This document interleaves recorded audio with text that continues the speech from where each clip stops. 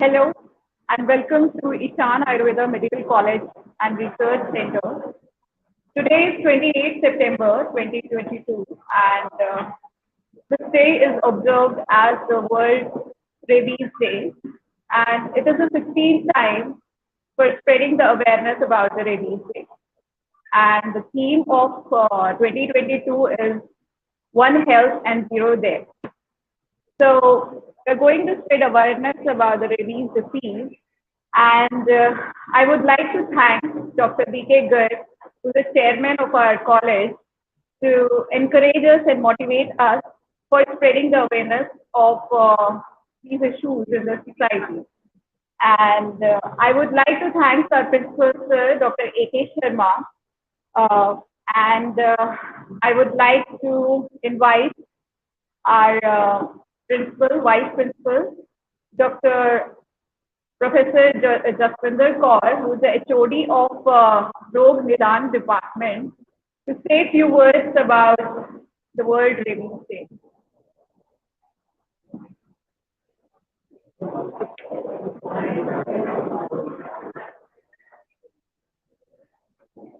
Okay. As she's taking some moment to come, we'll start this program by inviting our Dr. Sakshi Bakshi, who is assistant professor in Rog Nidan Department, to say a few words about the World Rabies Day.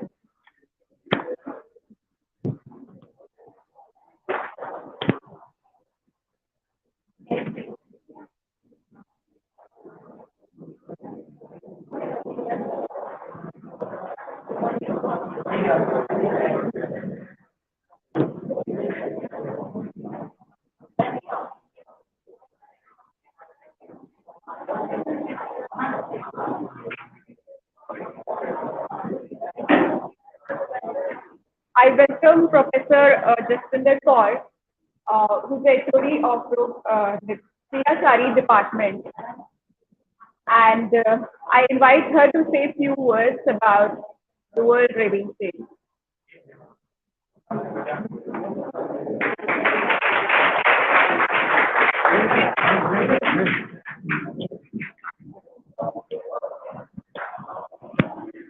ठीक है.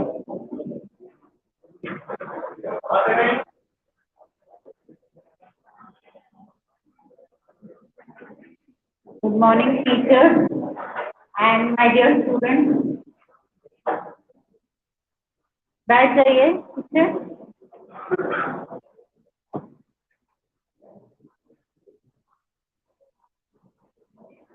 ये आगे भी जगह है किसी किसी के पास, यहाँ आ जाओ.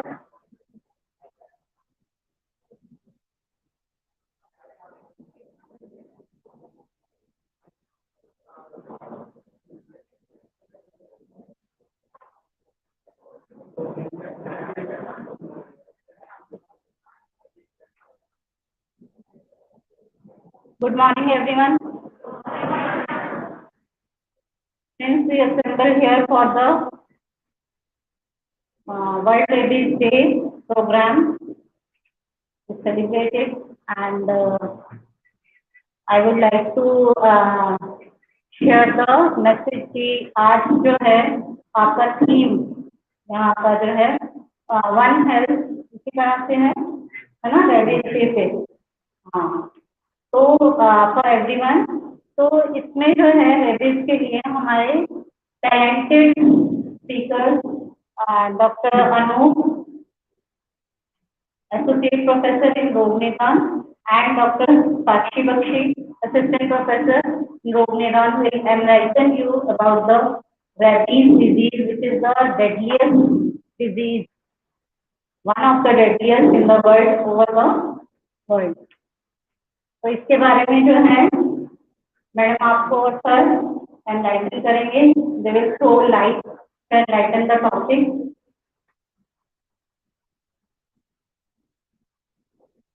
Here I get the opportunity to talk to you all collectively here.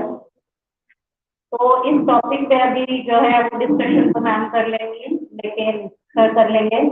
लेकिन मुझे जो मैसेज आपको कन्वे करना है वो यही मैसेज कन्वे करना है कि मैं बहुत टाइम से देख रही हूँ और परेशान भी हो रही हूँ आप लोगों से कि definitely you have to be the discipline students here. पहले की बातें जो भी हैं आप लोगों को उस तरह से नहीं करना है. ठीक,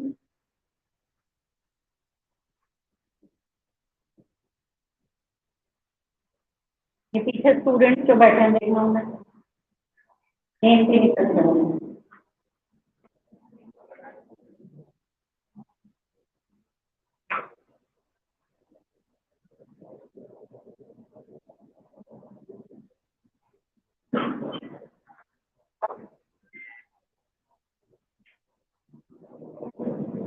Actually, I want each and every student of my institute will get success in her and his future. You become a successful doctor. You will become a bold and confident personality, which you never किसी भी इंसान के सामने आपको झुकना नहीं पड़े. Be educated once, learn from here. आप इंस्टीट्यूट लेवल पे ही लर्न कर सकते हैं. कुछ भी अगर आपको करना आगे जाके सीखने को नहीं मिलेगा. We have the most efficient faculty है और आप फिर भी अगर उससे नॉलेज गेन नहीं कर पा रहे हैं तो ये आपका फॉल्ट है. ठीक है, इसमें विश कि आप लोग जो हैं एक सक्सेसफुल पर्सनालिटी बन के यहाँ से निकलें, एक successful doctor all over the area जहाँ आप प्रैक्टिस करें और आपको जो है किसी भी दूसरे डॉक्टर के सामने सिर ना झुकाना पड़े. अपनी एजुकेशन इतनी प्रमोट रखिए, इतनी ज्यादा एजुकेटेड रहिए कि आप जो है सिर उठा के चल सकें वहाँ. तो मेरी तो यही विशेष है ना, इसीलिए जो है हमें आपके साथ इतना हार्ड वर्क करना पड़ रहा है. I am hard just because कि you become the successful personalities in the society, है ना. अदरवाइज यू आप समझ भी नहीं पाओगे कि कितना सॉफ्ट कॉर्नर मेरे मन में स्टूडेंट्स के लिए है. I have the so very soft corner somewhere in my heart for each and every student. But I have to be hard. I have to be hard to teach you discipline in the institute, to inculcate the values within you. अगर आप moral education नहीं सीखोगे, अगर आप kind hearted नहीं होंगे तो ऐसे काम नहीं चलेगा. एटीट्यूड से कभी भी डॉक्टर का प्रोफेशन आगे नहीं बढ़ सकता है. तो आई विश कि आप लोग जो है सक्सेसफुल रहें. That's why I have to be hard. मैं अगेन सबमिट कर रही हूँ कि I have to be hard just because I want each and every student to become the ever shining star in the society. है ना. तो आपके लिए अगर मैं कुछ करना चाह रही हूँ आपको डेफिनेटली कोऑपरेट करना चाहिए उसमें. और मेरी हमेशा आपके साथ ब्लेसिंग्स हैं और विश करूंगी कि आप लोग जो है अभी नेक्स्ट परसों आपका एक फूड फेस्ट है, उसके लिए बहुत बहुत ब्लेसिंग्स आपको. All the very best for that. आप लोग बहुत अच्छे से उसे एंथुसियाज्म से कर रहे हैं जो मुझे टीचर से पता चल रहा है. इस शॉर्ट ड्यूरेशन में आपने बहुत अच्छी प्रिपरेशन की है, उसके लिए all the very best. Thank you.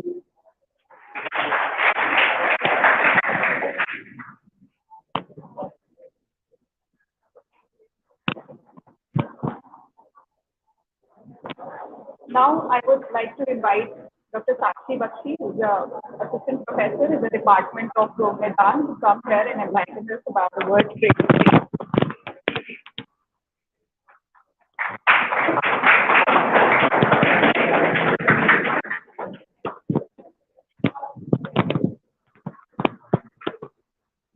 A very good morning, everyone.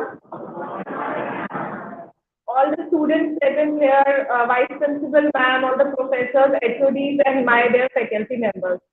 So today we are going to create awareness on World Rabies Day. So let's talk about what rabies is, what are its symptoms, and what is its pathogenesis. So I'll explain each one of the thing one by one. So let's start with the PPT.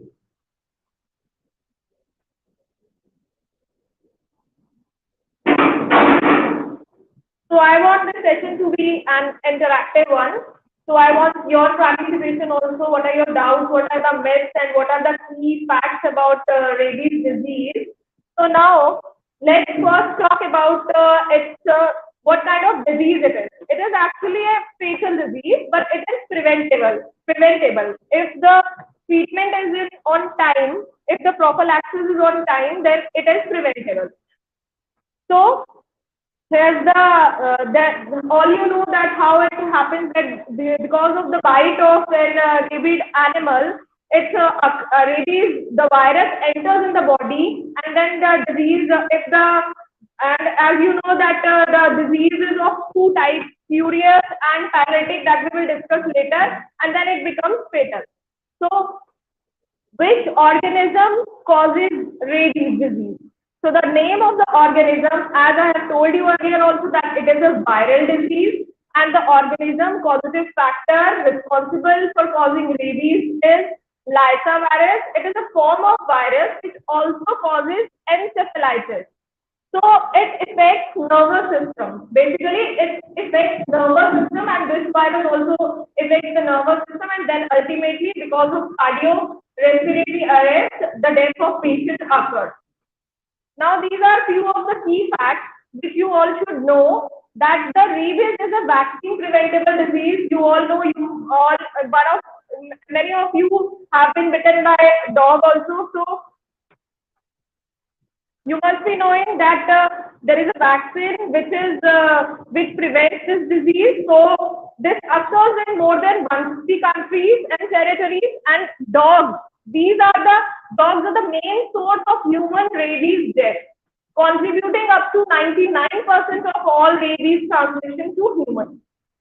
Interrupting transmission is possible through vaccination of dogs and prevention of dog bites. That's why we are here to, create awareness and to celebrate that we have come over a very good vaccines and very good prophylaxis, and we are here to celebrate this thing also, that we have taken, government has taken few awareness steps and vaccinations through which we can prevent rabies disease. So what happens is, when the dog bites us, then what we need to do is immediately we should the wound washing should be there with soap and water after the contact with a suspectable rabid animal, which is a crucial thing and which can save lives. So engagement of multiple sectors and One Health collaboration, including community education, awareness programs, and vaccination campaigns are critical. So this is an important part which our government is playing a very important part by creating the awareness about this disease and by running the vaccination campaign. So this is a very important thing which government is doing, and we are celebrating this day because of that.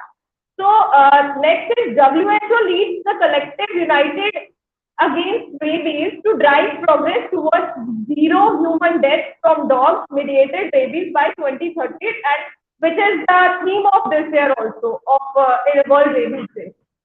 So now let's talk about the symptoms of the rabies. So first we will discuss about the incubation period. The incubation period of this disease is 2 to 3 months, but it may vary from 1 week to year depending upon the factors such as the location of the virus, entry, and its viral load. So these are all the factors in which helps to know that after how many days that it will become fatal. And the initial symptom of rabies, it includes fever with pain and unusual and unexplained tingling and prickling and burning sensation at the side of the wound. So this is the pictorial diagram where I have shown that these are the initial symptoms of the rabies in humans. It starts with high fever, headache, and vomiting. And as the virus, as in my second slide, I told you that it attacks the nervous system. In the later stages, what happens is that the virus, it enters the central nervous system and it gets progressive there, and then the inflammation of the brain and ultimately brain inflammation and spinal cord inflammation, it develops and slowly it becomes fatal. And now let's talk about the forms of the disease. There are two forms of the disease. First is furious rabies and second is paralytic rabies. These are the important things which you should all know, that first is furious and another one is paralytic rabies. And what happens in, let's discuss about furious rabies. What is furious rabies? It results in the hyperactivity and it results in the hydrophobia, sometimes aerophobia, fear of water and fear of flying. It happens in the furious rabies. And death occurs in furious rabies, death occurs due to the cardiorespiratory arrest. And now let's come to the second form, which is paralytic rabies. What happens in paralytic rabies? It accounts for about 20% of the total number of human cases, 80% because of furious rabies, and the remaining 20% that is paralytic rabies. So this form of rabies runs a less dramatic and usually longer course than the furious form. Muscle gradually becomes paralyzed, starting at the site at the bite of scratch. A coma slowly develops and eventually death occurs. Now, let's talk about now we have discussed about the symptoms, about what kind of disease it is. Now let's talk about this diagnosis. How we will diagnose this disease. So currently, the diagnosis tools which are available that are not suitable for detecting rabies infection before the onset of clinical disease, and unless the rabies specific signs of hydrophobia and aerophobia are present, clinically diagnosis may be difficult. Now, the human rabies can be confirmed by various diagnostic techniques, which are whole virus study, viral antigen, nucleic acid in infected tissues, that is brain, skin and saliva, through which we can diagnose rabies. Now let's talk about the transmission. That how does this disease transmit from one to another, like from animal to human? How does it transmit, and what are the animals which are responsible? What are the rabid animals? Let's discuss about that. So the transmission and the human death, the most common human deaths are because of the exposure to foxes. Most commonly is dogs, as you all know. In India, most commonly is dogs, and exposure to foxes, raccoons, skunks, and jackals. So these are the common animals through which the rabies disease is transmitted. Now let's talk about the transmission. How does this transmission occur? Transmission can also occur if the saliva of infected animal comes into direct contact with human mucosa or fresh skin wounds. As earlier I have told you what are the precautions which we should take, and what is the in the later slide I'll show you that what is the wound care, how we need to care about the wound. That is very, very important. Earlier I told you that we need to wash it with soap water, with flowing water. We need to wash the wound immediately after the bite. So these are the important things which we should know. And then comes the pathogenesis. The pathogenesis, this is all the cycle. What happens in the pathogenesis? First, when the dog bites or any rabid animal bites the human, then what happens is the viral involution occurs, and the viral application in the muscles that occurs, and then this is the cycle that how it ultimately affects the central nervous system and spinal cord, and ultimately death of the patient occurs. So now coming to the very important aspect, which is post-exposure prophylaxis, which is called as PEP. This is a very important part, that what we need to do after the bite of the dog. So this is the prophylaxis which we need to follow. That is the post-exposure prophylaxis. What is it? It is the immediate treatment of a bite victim after rabies exposure. After the virus which entered into the body of the human, what we need to do is we need an immediate treatment, which is called as post-exposure prophylaxis. So this prevents virus entry into the central nervous system, which results in immediate death. And what PEP? I have told you, post-exposure prophylaxis, what it consists of. It consists of external washing and local treatment of the bite, wound or scratch as soon as possible after the suspected exposure. So first thing which I told you, that we need to do immediate treatment of the after the bite of the dog to human. What we need to do is extensive washing and local treatment of the bite wound. Now, second is, what are the WHO standards for it? The administration of rabies immunoglobulin. What is it? It is indicated when a patient comes in contact with the rabid animal. When a rabid animal bites the human, then what we need to do is, that commonly we say is rabies vaccine, anti-rabies vaccine. We need to do that. So, starting the treatment soon after an exposure to rabies virus can effectively prevent the onset of symptoms and death. So this is very important. And extensive, earlier I told you, I tell you about the wound, extensive wound washing. What is it actually? This is a first aid measure, includes immediate and thorough flushing and washing of the wound for a minimum of, this is important, you should know, for a minimum of 15 minutes with soap and water, detergent or iodine or other substances that remove and kill the rabies virus. So this is very important part which everyone should know. This is the awareness program. So even a common man should know that what we need to do after the bite, we need to wash the wound in a flowing water, flushing water for a minimum of 15 minutes. We need to do washing with soap and water. So next we will talk about the exposure risk and indications for post-exposure prophylaxis. Depending on the severity of contact with suspected rabid animal, administration of a full PEP course is recommended, which is as follows.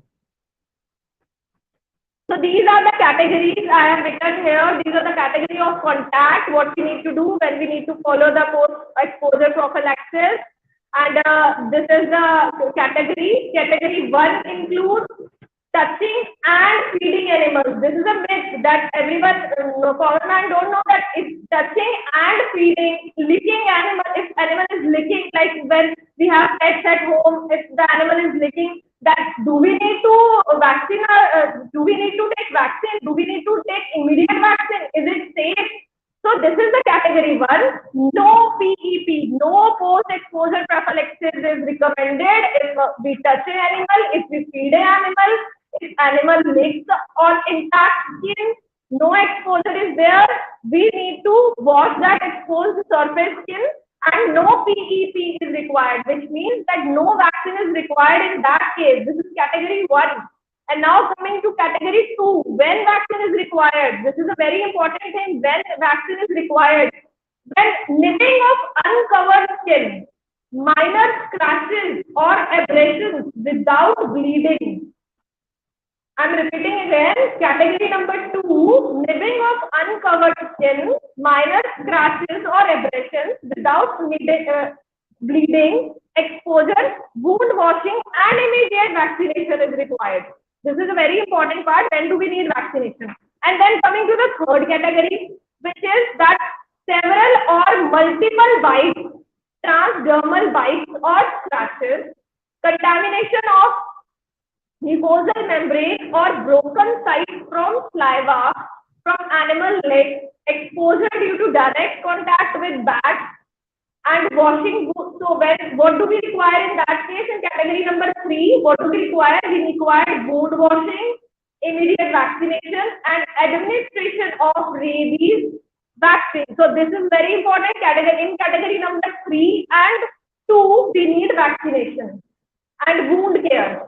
We need in both these categories. And in first category, touching and feeding, it does not require any post-exposure prophylaxis. And this is a rabies vaccine. And these are the common questions. These are the common myths that Why do rabies patient bark? You might have heard that rabies patient bark. You might have heard this thing, na? I hope you have heard. So this is the answer that as I have told you that it attacks the spinal cord and the brain. It attacks the nervous system. So because of that, the paralysis of the voice muscles in rabid dogs may produce a characteristic change in the sound of the bark. So this is very important, which is the common asked question. So this is all. If any doubt.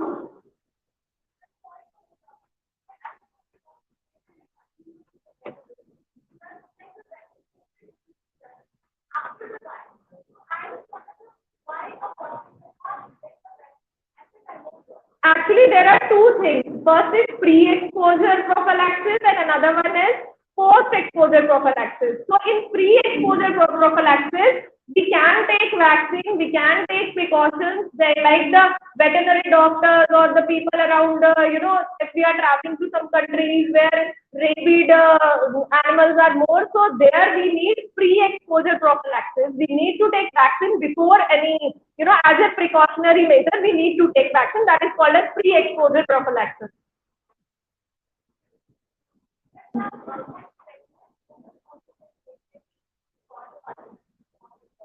Yes, he can take. He has to take.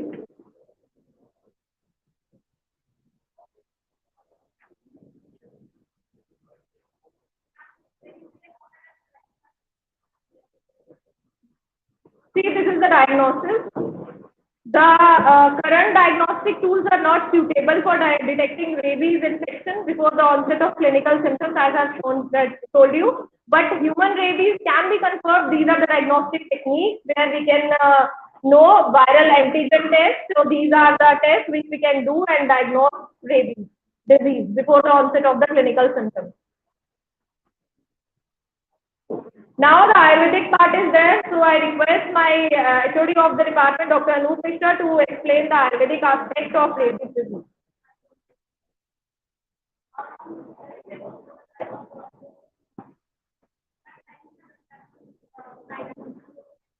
So this is the incubation period I have told you.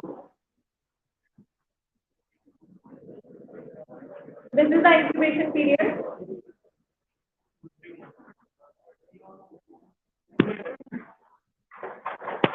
Thank you.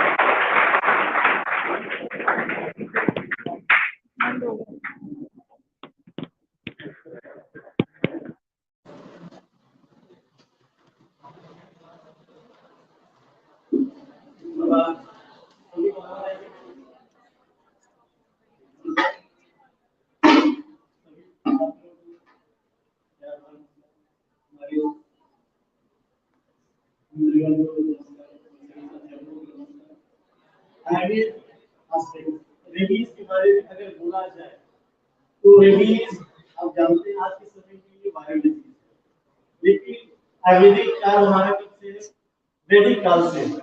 उस समय जो संहिता के हमारे पास संकलन मिलते हैं, इसी धारता को बताने के लिए इसे 20 चिकित्सा में शामिल किया। मैं आपको बताना चाहूंगा, रेफरेंसेस आप नोट करना चाहें तो नोट कर सकते हैं। चरक आचार्य चरक ने से चिकित्सा स्थान 23 अध्याय में 20 चिकित्सा में इसका वर्णन किया है। आचार्य सुश्रुत जो शल्य के सबसे बड़े ज्ञाता थे, उन्होंने इसे कर्म स्थान में 7वां चैप्टर है, इसका नाम मूसक चिकित्सा है, वहां पे इसका वर्णन दिया है। और स्थान हृदय में जो कि चरक और सुश्रुत दोनों को कंबाइंड किया है, इसका वर्णन उत्तर तंत्र में 46वें चैप्टर में किया। तो ये रेफरेंसेस आप जाके देख भी सकते हैं और बहुत ही साइंटिफिक वर्णन किया है उन्होंने। और मैं आपको बताना चाहूंगा आचार्य चरक में जो है फिजिशियन थे और काय चिकित्सा प्रधान ग्रंथ था, इसीलिए जो भी सिम्टम्स बताए रोगियों में वो बहुत ही सार्वजनिक थे। आज आप देखते हैं दो फॉर्म में, जैसे मैंने बताया क्यूरियस रेबीज, तो लक्षण में मैं आपको बताने जा रहा हूँ, आप कहीं भी नहीं देखेंगे क्यूरियस रेबीज और पैरेटिक रेबीज के लक्षण आपको मिलेंगे। लक्षण 5 ही है जिसमें से आपको दिखा रहा हूँ, आप नोट कर लीजिएगा। तो लक्षण बताया है कि दंश करने के बाद रोगी में जो लक्षण उत्पन्न होंगे, पहला बताया है फिर सूर्य, दूसरा बोला है शिरोसूर्य, तीसरा बोले हितोसूर्य जानते हैं आप कार्डियक के, दूसरा है शिरोसूर्य हेडेक, तीसरा बोला है ज्वर फीवर। आप जानते हैं कोई भी इन्फेक्शन होता है फीवर होता है, आचार्यों को मालूम है ये ऐसा विष है जिसके कारण से ज्वर उत्पत्ति होती है। चौथा लक्षण होता है स्तंभ। आप देख रहे हैं कि न्यूरोलॉजिकल डिसऑर्डर है, आज के समय में प्रूवन है, लेकिन लक्षण जो है स्तंभ लक्षण जो ही न्यूरोलॉजिकल है, आचार्य ने आज से 5000 साल पहले बता दिया। अब साइंटिफिक अप्रोच देखिएगा कि हमारे आचार्य को कितना। उसके बाद जो लक्षण बताया है पिपासा, प्यास लगती है, भले उसे पानी से डर होता है लेकिन उसे प्यास अत्यधिक रहेगी। और छठवां है मूर्छा, जो उसका सेंसोरियम है रोगी का वो बदल जाता है, अल्टर्ड सेंसोरियम होता है। ये आचार्य चरक भी होता है। सुश्रुत से क्या बोला, सुश्रुत सदरी के तो वो फूड पे ज्यादा ध्यान देंगे, वर्ण पे ज्यादा ध्यान देंगे। उन्होंने बोला कि जो दंश होगा वो दंश कैसा होगा, विष जुष्ट शस्त्र के समान होगा। विष जुष्ट मतलब क्या होता है, वह शस्त्र, वह हथियार या औजार जिसमें क्या हो विष लगा हो, उस वजह से जो ब्लड होगा उसमें उन्होंने ब्लड का कलर तक बताया है। जो ब्लड में ब्लड डिस्चार्ज होगा वो कैसा होगा, ब्लैकिश कलर, क्रिस्प बॉडी में। और चार भागवत में दोनों जोड़ दिया। ये इतना नहीं, सभी आचार्यों ने रोगी को तो बताया ही, खासकर वेक्टर ने बता दिया। तो दंश स्थान के अंदर जिसे आप बोल रहे हैं उनका भी बहुत अच्छे से मालूम किया, और उनको भी मालूम था कि वो कुत्ता नहीं, याद भी, लीच भी, सियार भी, गीदड़ भी, इन सब के काटने से ये अलर्ट विष हो सकता है, ये रेबीज हो सकता है। और उनके अंदर भी पैथोजेनेसिस बताई, उनके अंदर कैसे पैथोजेनेसिस होती है। और उन्होंने क्या बताया कि सबसे पहले सभी के काटने, सभी जानवरों के काटने से ये विष नहीं फैलेगा, उन्हीं में फैले जानवरों में उनकी ये कहते हैं विष व्याप्त हो। और विष व्याप्त कैसे होगा, व्याप्त होने के बाद क्या करेगा, अनुपात करते कफ जानते हैं, अनुपात करते कफ को दूषित करेगा। आचार्य चरक कहते हैं कि सभी जानवरों में बात कफ को दूषित करते हुए और कुत्ते में तीनों को कुपित करते हुए, मेरी बातों को ध्यान रखिएगा, भूलिएगा नहीं, तीनों को कुपित करते हुए संज्ञा को मूड कर देता है। हमारे जो जानवर है उनके कॉन्शियसनेस को क्या कर देता है, डिस्ट्रॉय कर देता है। वो आपका कुत्ता पालतू भी हो आपको नहीं करता, आपको भी काट जाएगा। क्यों, क्योंकि इसका सेंसोरियम क्या हो चुका है, ध्यान रखिएगा। और उसके साथ साथ लाला स्राव, अत्यधिक लाला स्राव करेगा, मतलब एक्सेसिव सलाइवेशन होगा। और ये आप आजकल देखते हैं, और आज प्रूवन हो चुका है कि ब्रेन के नेगेटिव बॉडीज में जो जानवर होते हैं उनके ब्रेन के नेगेटिव बॉडीज में और सलाइवा में, सलाइवरी ग्लैंड में ये वायरस पाया जाता है। तो आचार्यों ने इतना डीप नॉलेज दिया और चिकित्सा भी बताई, और साध्यता भी बताई, किसकी चिकित्सा करनी है, किसकी चिकित्सा नहीं करनी है, कौन साध्य लक्षण। चिकित्सा में क्या होता है, पहले वर्ड, जैसे आपने टीबी पढ़ा, उसमें सबसे पहले क्या था, सीधे वैक्सीन नहीं लगा, पहले क्या बोला, वुंड हीलिंग, वुंड केयर बोला। और इसमें भी बहुत अच्छे से आपने पढ़ा, मतलब 15 मिनट तक क्या करना है, पास करना। तो आयुर्वेद में भी बोला गया सिंचन, और सिंचन किससे, विद मेडिकेटेड ऑयल्स। और उसके बाद जब वुंड केयर हो जाए, उसके बाद अगर लक्षण असाध्य की तरफ जा रहे हैं तो साध्यता लक्षण क्या होगा, जैसा मैम ने बोला लास्ट में कि जिस जानवर से काटेगा उसी का अनुसरण करने लगेगा जब रोगी, तो प्रत्याख्य हो जाएगा। तो इतने हमारे पास है औषधियां कि जो इसको डिले कर सकती है, इसको ठीक कर सकती है, उसमें और रिसर्च की आवश्यकता है। और मैं आपको बता दूं, ये मिथ्स और अवेयरनेस की बात है, तो गांव में नाली या कुआं और कुछ अच्छे वगैरह डालने की बात है, ये तंत्र चिकित्सा का हिस्सा हो सकता है, वो शायद हमारे ग्रंथों में उपलब्ध नहीं है, तो उसको करे ना करे, लेकिन वैक्सीनेशन तो लगाए लेकिन आप निगलेक्ट नहीं कर पाते, तो उसमें हमको रिसर्च किया सकता है। कई चीजें हमारे विश्व चिकित्सा में गायब हुई, वो उल्लेखित नहीं है, उनको रिसर्च के माध्यम से ही, और ऐसा आयुर्वेद में नहीं है, ये नजर।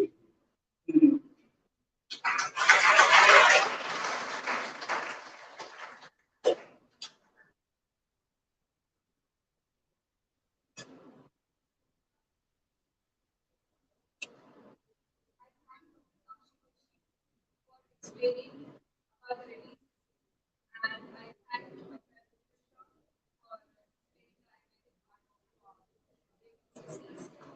I thank all the faculty for coming here and listening to us. I think he was ready